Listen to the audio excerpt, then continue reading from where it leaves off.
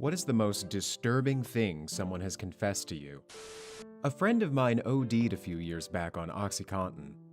One drunken night, while reminiscing about him, a mutual friend asked me if I remembered the time that they told me of an accident that the two of them had witnessed, where they saw one of the drivers die. I remembered and asked him why. He then broke down and told me that our dead friend ran to see the man dying and took his wedding ring. He said that the man's body was crushed and couldn't do anything. He could only just look at him while he stole his ring, and that the man looked so scared. My friend said that he didn't know what to do and that it was over with so fast that he just ran away with my other friend after it was over. Both of them were severe drug addicts, but I never would have thought that they could be so callous. I considered both of these guys to be like my brothers. I grew up with them and trusted them completely. I will never trust a drug addict again. In a drunken confession, an ex told me that he thought he hit and killed a homeless man on his way home from a party in his early 20s. He said he kept going out of fear because he'd been drinking and didn't want to get in trouble. He told me he even drove straight to a car wash to wash off his truck. He said he never did hear or see anything about it on the news, so he wasn't sure. A former friend of mine confessed that she lied about being raped twice. Once was to get herself out of trouble with her parents, and the second resulted in the guy being kicked out of school and all kinds of other terrible repercussions. She confessed that she did it because she couldn't stand him. He'd been attracted to her for some time, and instead of telling him to just leave her alone, she figured ruining his life would get the job done just fine. I knew this crazy guy in college who claimed he'd murdered a group of people. He claimed that late one night, he was driving down the highway and just ran somebody off the road just to see if he could. Their car hit a tree at 70 miles per hour, and the family of 5 all died. Usually I'd assume this guy was full of shit, but he did such sociopathic stuff throughout that year, I started to wonder if it was true.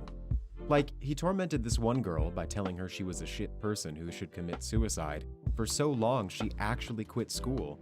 And he had a girlfriend fly 1,500 miles to visit, then dumped her when she showed up at the airport and just left her there. Dude wasn't right, so maybe he did it. I don't have proof. My best friend was kidnapped, raped, and left in the woods when she was 5. I always knew something bad had happened to her when she was young because of comments made from her family and because of things she freaked out about. After being at her house when her parents were fighting with her grandparents about it, blaming each other like they do often, she took me in the room and told me everything. It was fucking crazy to hear. And the weird thing is, I had heard stories like, a long time ago a girl was kidnapped around here. Never realized it was the person I spent 90% of my time with. I had a girlfriend back in my first year of college that confessed to me that she had been raped as a little girl by her stepdad. She never really told me specific details because, according to her, it felt like she was asleep when it happened. He knocked her out unconscious. And then she woke up in the floor several feet away from the bed. She got really emotional as she was telling me this, and I hugged her really hard. After that day, she was a different person. I met a hobo in Sonora that told me he rolled other hobos off the moving train when they were sleeping to steal their shit. He told me he was the killer of the train. I don't speak Spanish very well, so we had a translator, and he didn't miss a beat when he was translating it. My heart sank as the words came out of his mouth. It was fucking surreal. I gave him a couple cigarettes and got the fuck out of there. A coworker I barely know approached me one Friday morning to ask about my weekend plans, then casually told me his wife had killed herself with a pistol and he was the one that found her. I didn't know what else to say, so I told him my weekend plans, spending time with my wife and newborn son. He got a really odd expression on his face and told me to enjoy it because you never know when it's going to end. There was this guy I met on one of those internet chat rooms several years back. I was terribly lonely, and he seemed decent enough, so we met up. He gave off quite a creepy vibe, not in a way that made me fear for my safety, but it's more like there was something off about him. Didn't think too much about it then. So we went for a drive and had an okay time. Nothing in the least remarkable. We talked over the phone a couple times in the next 2 weeks. I was teaching preschool, and he seemed really interested in my work with my kids. None of my friends were interested in what I do at work, so I was initially chuffed at the opportunity to talk about my class. That is, until it started getting a little odd. He began to steer almost every conversation in the direction of my kids. I was getting terribly uncomfortable and stopped talking about them. I guess he started fretting that his source of kitty anecdotes was running dry, so he stopped with the "What did you teach today?" line of questioning and came right out, asking really inappropriate questions about whether the girls in my class would sit with their legs closed, and if they don't, what kind of panties they wear. I told him I wasn't interested in talking to him any longer and that he should perhaps seek help. That's when he told me that he's sexually interested in children, and I quote, between 2 to 8 years, and he's especially interested in seeing them in sexy G-strings. I questioned further, and he told me that he gets his pictures and videos from IRC and that once, he helped his colleague look after his 5-year-old. Apparently, he blindfolded the kid, felt her up, and stuffed his dick into her mouth. He was disgustingly explicit. I called the cops, but sadly, nothing much came out of it. I guess he talked his way out. Worked in a pharmacy. Guy comes in with what looks like healed scars, but these scars cover most of his visible body. He tells me never to sell him Sudafed again. His house blew up and nearly killed him. Shocked me a bit, but when I told my pharmacist, she just laughed and said he deserved it. That they ate cat food as a family. They were creepy customers at CVS that were regulars when I worked there as a teenager. Once, I asked about their cat to be nice, since they were always buying tons of cat food. They answered nonchalantly that they didn't have any cats and that they ate the cat food themselves. The son, who was in his mid-20s, referred to himself as absolutely sexy and had t-shirts, hats, etc. with this on it. Spoiler alert, he was not absolutely sexy by any means. My friend was going through a rough time. His mom had just died, and he was having these weird seizures. He would be unconscious, but conscious in a weird way. He'd black out, but he'd still be able to function, sort of. Like a zombie, I guess. They were terrifying to witness. Witnessed a lot. Doctors never figured out what was wrong. He confided to me that he was suicidal and had made attempts on his life that had either failed or he'd gotten cold feet. For example, downed a load of pills, tried drowning himself, etc. One time, it was the end of lunch at school. Yep, we were in year 10, so roughly 15.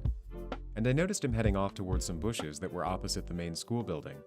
Having a bit of a gut lurch, I ran over to him and asked him why he was going the wrong way. He fought with me a bit to just let him skip, but I refused, and, being a stubborn ass, he knew I wouldn't give up and came with me to class. He told me later that he had a coil of thin blue rope under his jumper and was planning on hanging himself then and there. Can't stand thinking about what would have happened if I hadn't spotted him through the crowds. Was playing online NHL or something, and I forgot how it came up, but some kid told me he fucked his dog in the ass regularly. The bestiality was fucked, but I know it's a thing. What was really weird is how normal he thought it was. Like, him and his friends would take turns, and apparently the dog was just used to it and would sit there and enjoy it. I turned my mic off for the rest of that game. I was working in home health and was taking care of a lovely, gracious older woman. We got close. She told me she had married at 13 to a much older man to get away from her family. She had married him one day after meeting him, and I commented that I thought that was a little sudden. She then said she had to. Her father was going to kill her. 2 nights before, her drunken father and friends were sitting around a bonfire, and her 2-year-old sister wandered around them. They started kicking the child back and forth, joking around, and she fell into the fire and burned to death. This was in dirt-poor country, and the child probably didn't even have a birth certificate. She said she tried to get the baby out of the fire, but couldn't, and ran away later because they thought she would turn them in. They were going to kill her. She was in her 80s when she told me this. I know she didn't do anything wrong. She was confessing her guilt about not being able to do anything. The man married her in order to help her get away. They were married for over 60 years until he died. He worked as some kind of official for the government, and they traveled around the world, had children, and a wonderful life. But she carried that guilt to her grave, even though it wasn't justified. She never went back to visit her family. I was guest preaching at a church in East Peoria, Illinois. I had preached here a handful of times before and knew the people somewhat. This Sunday night, there was someone I'd never seen before. He was a young guy in his 20s with long blonde hair. He seemed out of place by his actions. For example, he genuflected before he sat down. But this was a Southern Baptist church. But whatever, I was just glad he was there. After the service, one of the deacons stood up and said, "Any announcements for the coming week?" The blonde guy says, "I'd like to talk to Brother Couch Jitsu." This was weird because I had preached probably 15 to 20 times around the area and nobody had wanted any one-on-one time. But I thought, maybe I said something that resonated with him. We go back into the pastor's office and sit down. I ask him what's up. He says, "Well, I came here tonight to confess." I stopped him there. I said, "This is a Baptist church. I'd be happy to talk to you, but we don't believe or practice confession. I'm not even a pastor. I'm a young guy that's a guest preacher." He said he understood and wanted to continue. As we talked, he told me lots of things, like he was going to become a professional wrestler and other miscellaneous things. He then said, "I need to confess to you that I was in OSF, a local hospital, last year." Okay. "I was there because I thought I was Jesus Christ." Okay, It's okay. I know now that I'm not him." "Well, that's good."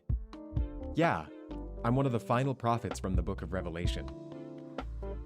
Blank stare. "I'm one of them and my cousin is the other witness."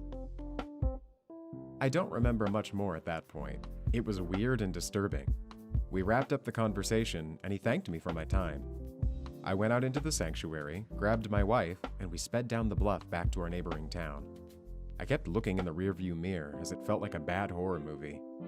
She asked what was wrong. I told her. She replied, "Oh, he's probably just high."